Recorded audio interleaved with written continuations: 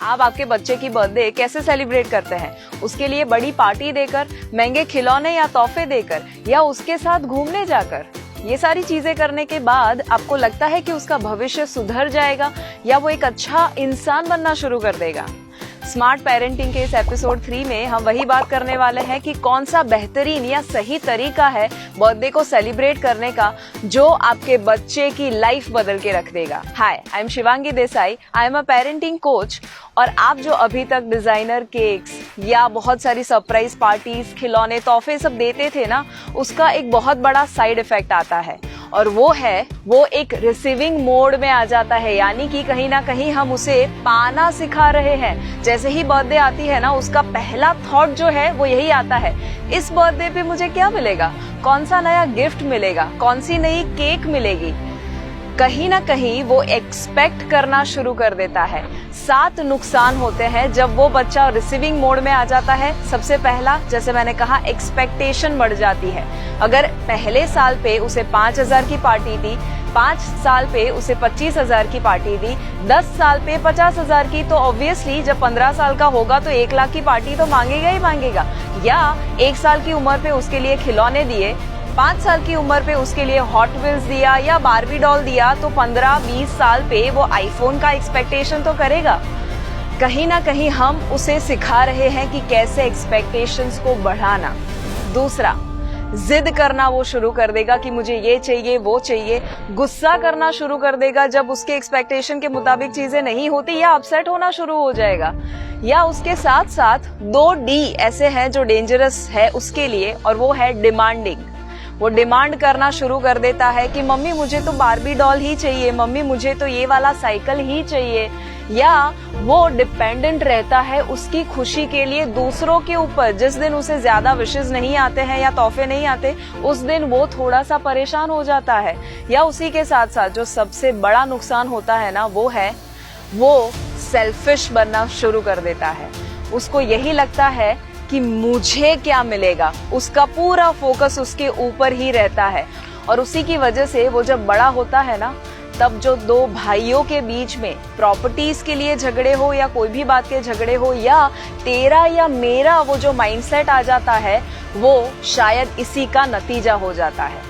अगर आप चाहते हैं कि आपका बच्चा ऐसा बिल्कुल भी ना करे और हमेशा अच्छी क्वालिटीज को अपने साथ रखे, तो एक बहुत इंपॉर्टेंट चीज करनी है, क्योंकि उसका बर्थडे जो है साल का सबसे यादगार दिन होता है। उस दिन वो जो करता है वो उसकी लॉन्ग टर्म मेमोरी में फिट हो जाता है और वो उसके धीरे धीरे संस्कार बनने लगते हैं। तो अच्छे संस्कार देने के लिए सबसे बेस्ट तरीका अगर है तो उसकी बर्थडे के दिन उसको कोई ना कोई एक्ट ऑफ काइंडनेस करवाइए।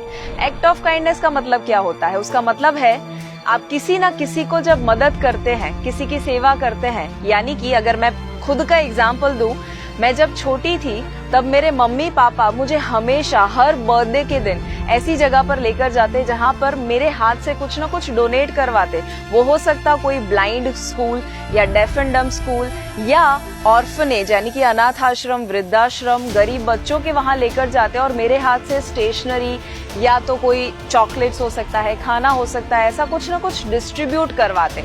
और उसकी वजह से आपको नहीं लगता कि वो जब आप करते हैं तो आपके बच्चे के अंदर ग्रेटिट्यूड यानी कि आभार होना, उसकी भावना आ जाती है। उसको यही फील होता है कि वो कितना लकी है, उसके पास कितनी सारी चीजें हैं। जब वो गरीब बच्चों को वो पेंसिल का बॉक्स देता है ना, तब उसे ये फीलिंग आता है कि यार सामने वाले के पास तो एक पेंसिल तक नहीं है और मेरे पास तो कितनी सारी चीजें हैं जो मैं इस्तेमाल कर सकता हूँ। तो उसे यही फीलिंग आता है कि वो ब्लेस्ड है। आपको वो थैंक यू बोलेगा, भगवान को थैंक यू बोलेगा, या उसी के साथ साथ वो कंप्लेन करना ही बंद कर देगा, क्योंकि वो वही देखेगा कि यार जो जिसको मैं बांटने को गया था चीजें, उसके पास तो ढंग के कपड़े तक नहीं है, चप्पल तक नहीं है, और अगर मेरे पास इतनी सारी चीजें हैं तो मैं कंप्लेन कैसे कर सकता हूँ। तो आपके बच्चे को बर्थडे के दिन एक गिवर बनना सिखाइए और यही बात को आइए हम एक छोटी सी कहानी के द्वारा समझते हैं। एक बार एक इंसान स्वर्ग और नर्क का फर्क देखना चाहता था, तो वो सबसे पहले पहुंच गया नर्क में। वहां पर जाता है तो चौंक जाता है, क्योंकि वहां पर 56 भोग रखे गए थे, बहुत अच्छा माहौल था। बट जैसे करीब जाता है उसे पता चलते हैं कि वहां पर जितने लोग थे सब फ्रस्ट्रेटेड थे, और वो इसीलिए कि 56 भोग तो रखे गए थे पर उनके हाथ के साथ एक लकड़ी बांधी गई थी, सीधी लकड़ी, एक स्टिक, कि जिसकी वजह से वो अपने हाथ को मोड़ ही नहीं सकते थे और वो खाना ही नहीं खा रहे थे। और इसीलिए वो सभी लोग फ्रस्ट्रेटेड थे, क्योंकि सभी स्ट्रगल कर रहे थे कि कैसे वो हाथ मुड़े और वो खाना खा सके। अब वो जाता है स्वर्ग में। स्वर्ग में भी उसे सेम माहौल दिखता है, 56 भोग रखे गए हैं। तो वहां पर करीब जाता है, देखता है कि उनके हाथ के साथ भी एक लकड़ी बंधी हुई थी, बट फिर भी वो सभी लोग खुश थे। कैसे? क्योंकि वहां पर सभी एक दूसरे को खाना खिला रहे थे, और इसीलिए वो सभी सामने वाले के बारे में जब सोचते हैं, गिविंग के बारे में जब सोचते हैं, वहीं पर उनका स्वर्ग बन जाता है।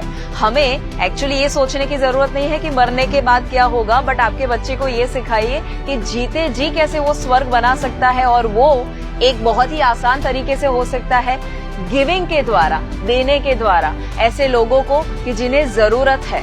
तो आपके बच्चे के अगले बर्थडे पे आप क्या करने वाले हैं, जरूर कमेंट में लिखिए और बताइए मुझे कि कैसे आप उसे देना, एक गिवर बनना सिखाने वाले हैं। और अगर आप चाहते हैं कि लालच से भरे नहीं बट निस्वार्थ भाव से भरे हम बच्चों को तैयार करें इंडिया में, और एक नया इंडिया तैयार करें, तो जरूर इस वीडियो को ज्यादा से ज्यादा लोगों के साथ शेयर कीजिए। और अभी तक अगर आपने हमारा फेसबुक पेज लाइक नहीं किया या यूट्यूब पे सब्सक्राइब नहीं किया, तो अभी वक्त है, अभी कर दीजिए।